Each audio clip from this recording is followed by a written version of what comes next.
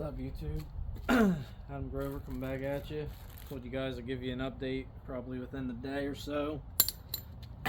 Engine looks a little bit different.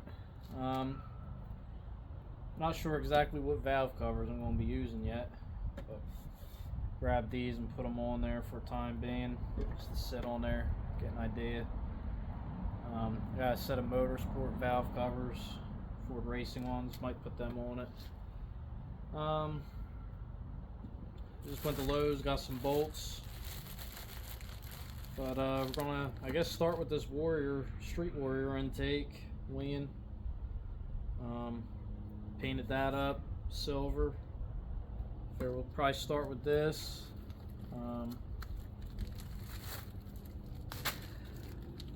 Got the cover, front timing cover on, pointer, balancer, oil pans on, rockers are on. So got all that on there. Lifters, push rods, all that. I actually ran into a problem last night where I broke one of the bolts off for the show you, for the lifter tray.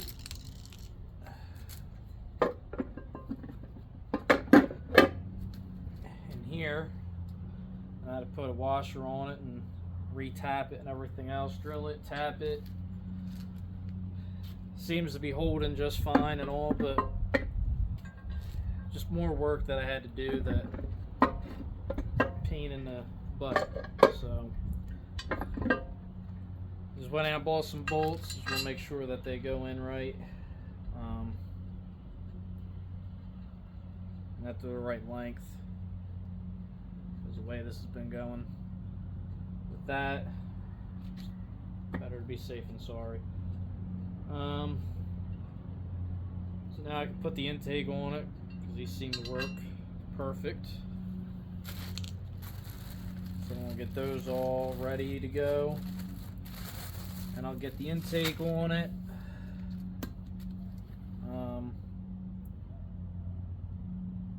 Might not do the water pump right now. Might wait to do that till it's actually in the car.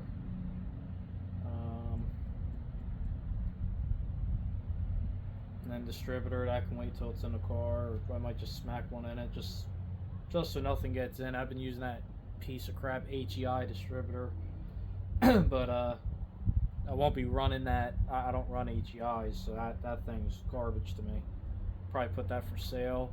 They're good for somebody who wants to drive something, you know, maybe jump on it once in a while, but I'm not a fan of that whole HEI thing. So I always run I actually run like an 87 93 or 86 to 93, 93 distributor. 94 and 95, they were slightly different, but I use that distributor and just use about 3 wires, the bottom 3 wires, and I'll show you guys. I got another video on that, but I'll show you guys again how I wire it with no MSD box, because I don't think I'm going to run an MSD in this right away. I think I'm just going to put this thing together and kind of work with what I got for the time being, and then, you know, later on I can upgrade stuff and put more better things in ignition and things like that. But who knows? I gotta see what I got laying around. The other day I came across a 2-step and little dial for rev limiter and things like that. So I'll see what I got laying around, and if I find a 6AL or something, or have one, or whatever the case may be, might end up in the car. Who knows? I know Mickey has a 6AL digital 6 plus 2 box. He bought that brand new, and I don't think he's using it. So maybe I can try to get that off of him somehow. Anyway, painted, got some stuff together, making good progress on it. So I gotta get a couple more bolts and things, a little bit of hardware here and there.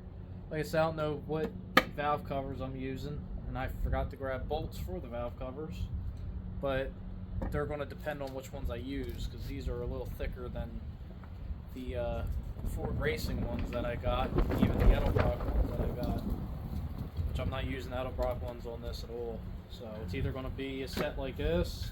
I have another set of these that I was going to finish in blue, and that's originally what I was going to use, but after seeing this thing broke up like this, I don't think I'm going to do that now. So either have to be these here, these black finned ones. I'm still going to do the other set blue with the fins, and then see how I like it. And then worst case, I might end up redoing my Ford Racing ones. I got them right here.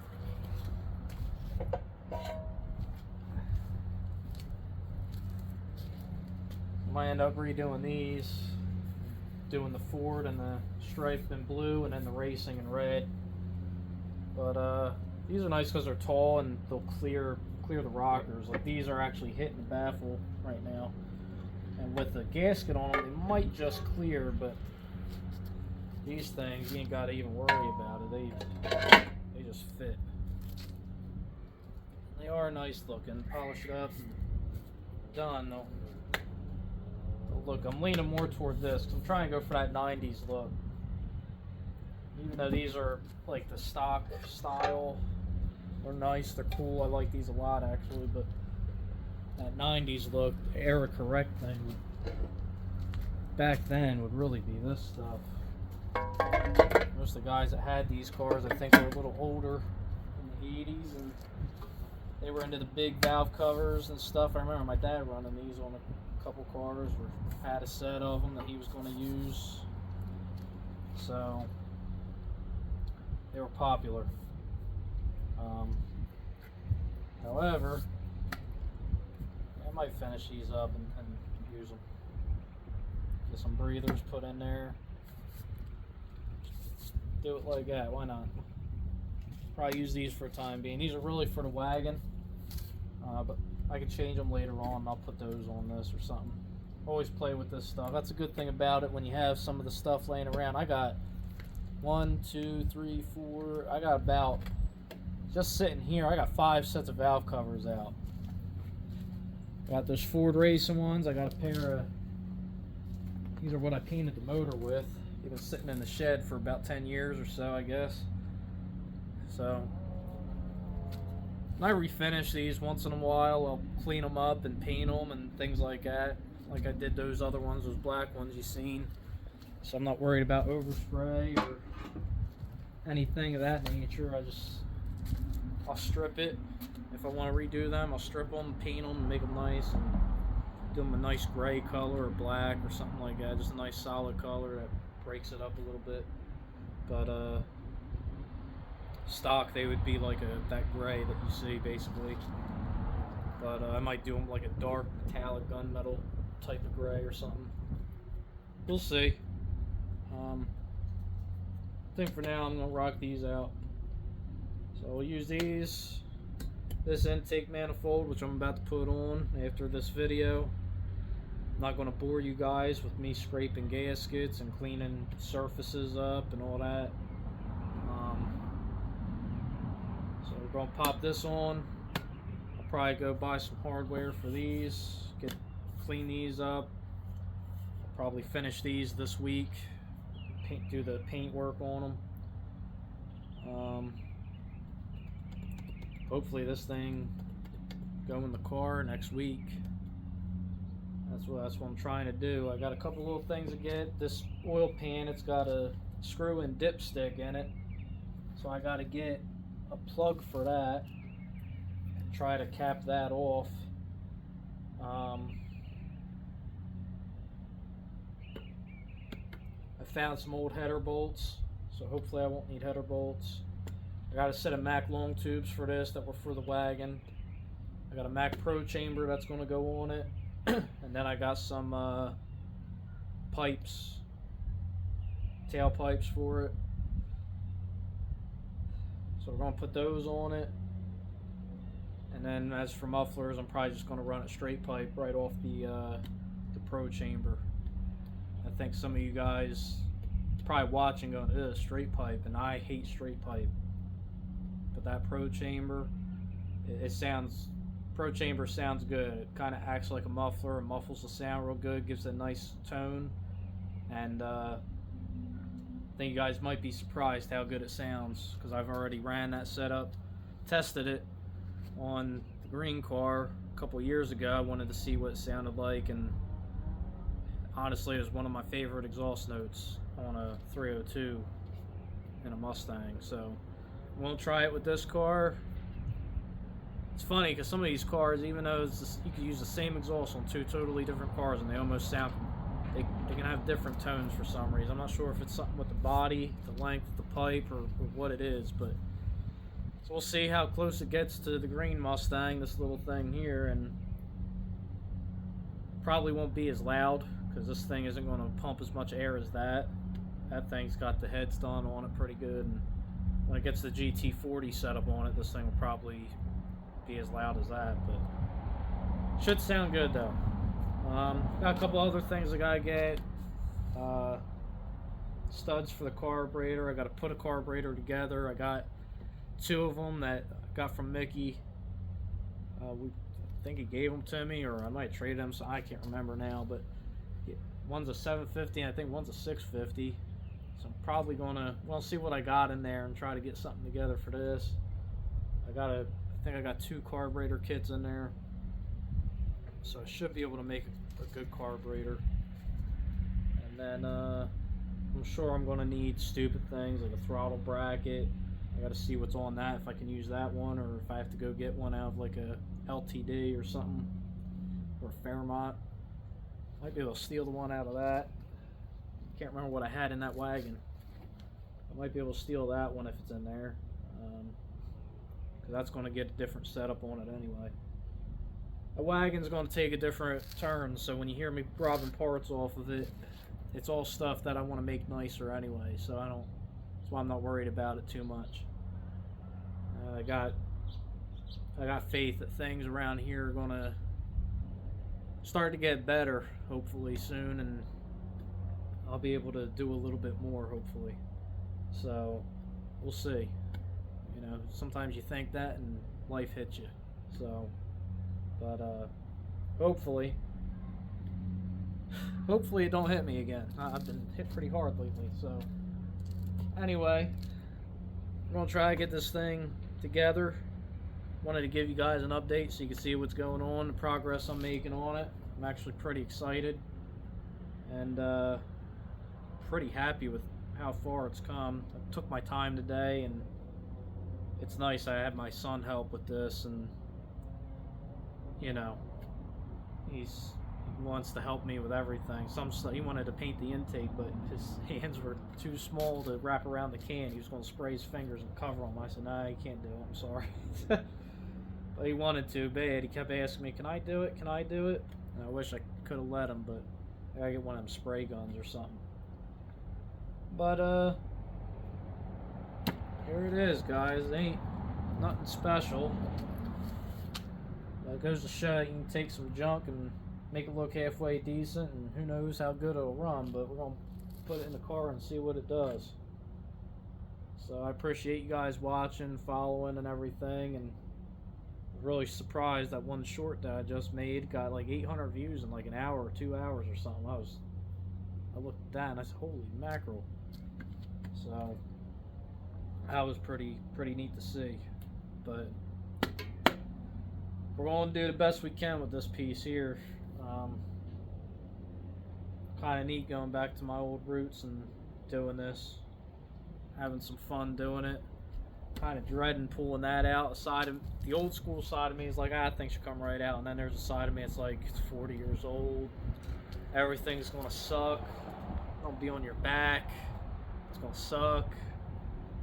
But that's part of it, so it is what it is. I'll get there.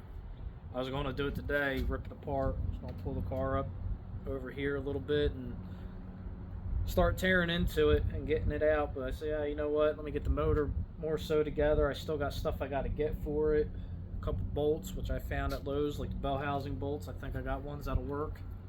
I remember I bought a set of bolts before and they were real big and they couldn't fit, but I think that was for the transmission to the bell housing, which I have those. So I think I pretty much got everything. There's a couple little things I'm waiting to come in. I had to order the nuts for the motor mounts. I ordered that plug for the oil pan for that dipstick. I got to get a dipstick for it. I got to see if I have one around. I might have one. Regardless, that stuff ain't too bad. The source, junkyard or something, find Explorer, as long as you can get it out, ain't that big of a deal. Might know somebody that has one laying around even. Or I could just buy one probably not that much money. I do have to do the rear main seal. It's got a brand new front main in it. I think the rear main seal, intake gaskets, and valve covers are the last pieces of the engine until you get to the water pump and the accessories. I mean, I'm going to run it like this. It's going to start just as you basically pretty much see it, except, you know, the intake and stuff bolted down, obviously. But I'm not even going to put a water pump on it. I'm going to prime that oil pump because it's new. Get the oil up in it. Make sure it's coming out. Make sure lifters pump up. And then valve covers on it. Hit it with some fuel and hopefully it starts up. I gotta see what I got for a starter. Might have to buy one of them for it. Or I can see what's in it and maybe reuse the one that's in it. Gotta see what I have for drive shafts. I think I got an aluminum one maybe floating around here. Not sure if it'll be long enough or too short. So we'll have to measure that and see what I got. Probably put new U-joints and stuff in it. If not, I'm sure I got something laying around. Or I can find one. Getting close. I'm trying to think of all the stuff I need so this thing can go in. I've already got 2 transmission cross members in that garage, 2 different styles. One has where the bolts slide through. One's got the long. So you got your cross member, and then they have the, I don't know what you would call it, the tube, I guess, that the bolts slide through. Some of these cars you have to cut that tube flush, so it's just the cross member piece, and you put the bushings back in it. I don't even know what style's in this car. I know my 80, I had to modify a cross member, and I had to cut them tubes off, and because they're different widths.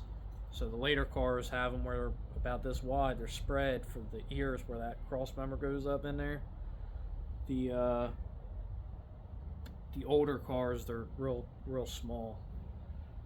I'll grab it and show you guys another time because I got to dig it out. But I got those 2 sitting in there.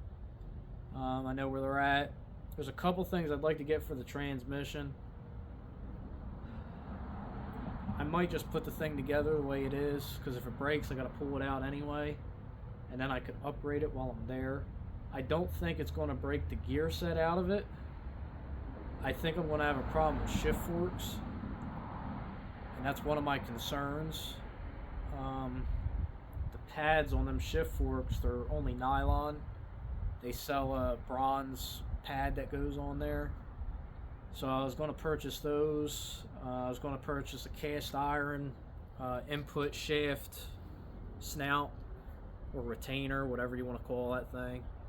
And then I was going to put a cluster support in it, which the trans has to come apart to do the shift fork pads and the cluster support.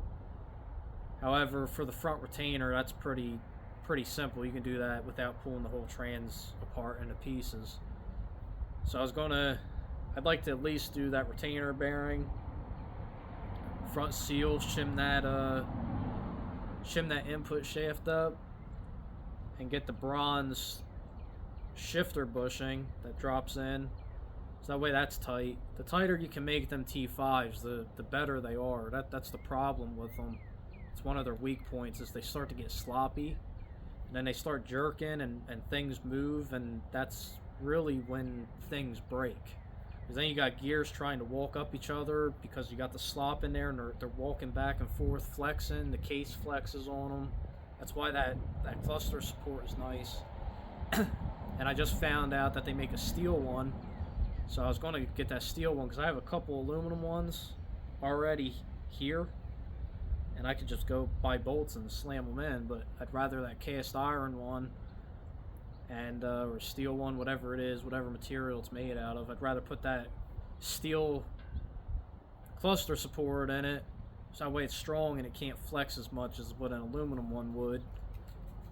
But anything that can beef them things up, it's little stuff that makes a difference and makes them last. Now, I've been 10s with one. I literally, you guys that watch me will know, I put a snap ring behind the race in the retainer hub for the input shaft, and I smacked that thing on there, bolted it together, and made it tight, real tight, to the point where I needed a clutch disc to actually spin the trans over. And I said, loosen up, I guess, when I put it in the car, and it worked. It was so tight, though, the car didn't want to even roll back when it was on a hill.